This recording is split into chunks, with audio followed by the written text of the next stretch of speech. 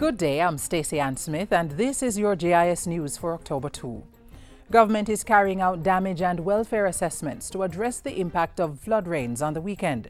Prime Minister Portia Simpson made the disclosure Monday after being briefed by members of the National Disaster Committee at Jamaica House. At least 2 persons have been confirmed dead due to the heavy rains, while roughly 100 road corridors, several water and sewage systems, along with the JPS electricity network were affected. As the Met Service advised that the island could still experience more rainfall as the week progresses, the Prime Minister called for vigilance. Please remain alert, especially persons living in flood-prone areas. Seek shelter on higher ground where possible and continue to listen to the weather bulletins from ODPEM and the Met Services. Meanwhile, the National Works Agency says it's working hard to reopen the Fern Gully in a matter of days and minimize delays to the restoration and rehabilitation works there caused by this weekend's heavy rains. NWA CEO E.G. Hunter revealed Monday that the flood rains caused a major part of the construction face to collapse, leading the Works Agency to close the corridor. While early estimates suggested that the road could be closed for as long as 2 weeks, he said the plan was to speed up that process and try to maintain the schedule of completing the drain works for the start of the winter tourist season. We are in dialogue with the contractor who is carrying out the drain works to see if we can find a solution, a technical solution that will allow traffic to be readmitted through the Fern Gully in the shortest possible time. There's a particular solution that we have in mind involving installation of Gibeon baskets in the affected area. The Fern Gully Restoration and Rehabilitation Project is being undertaken at a cost of over $500 million. There has been strong growth in cruise ship arrivals for the first 8 months of this year.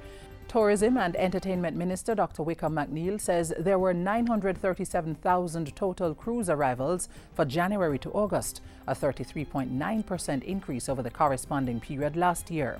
Dr. McNeil was speaking at the opening ceremony for JPEX 2012 in Ocho Rios on the weekend. He also revealed that there was a 2.4% increase in stopover arrivals for the January to August period. Meanwhile, preliminary figures are showing a 5% growth from September 1 to 27, which is a traditionally slow month. Minister McNeil said the Jamaica Tourist Board and Jamaica Vacations were working to crank things up even further for the coming winter season. Government is working on a plan of action to urgently address poor sanitary conditions at the Pedro Keys. This follows a recent tour of the Keys by representatives from various ministries, departments and agencies of government. Agriculture and Fisheries Minister Roger Clark says steps are being taken to install proper toilet facilities. The Consumer Affairs Commission CAC has started to sensitize Jamaicans about the development of a banking code for the sector. Speaking at a recent JIS think tank session, CAC Chairman Lorna Green stressed that the code would educate consumers about their rights when dealing with banks. Those rights include the quality of service, knowledge of banking fees, and other relevant details.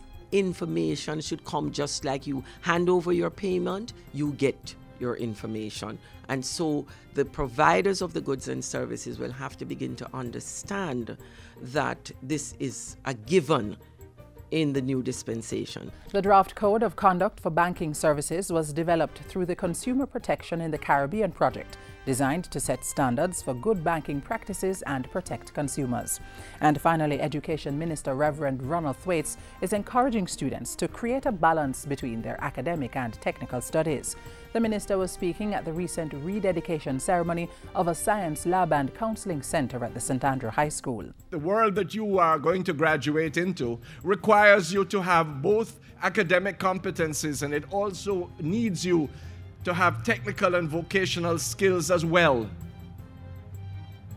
And therefore, you need to have a balance here at St. Andrews, as we do elsewhere and throughout the education system. In the meantime, the minister reiterated government's commitment to creating additional spaces in high schools so that the shift system can be abolished and students can receive a more holistic high school experience. And that's it for JIS News Today. I'm Stacey Ann Smith. Thank you for watching.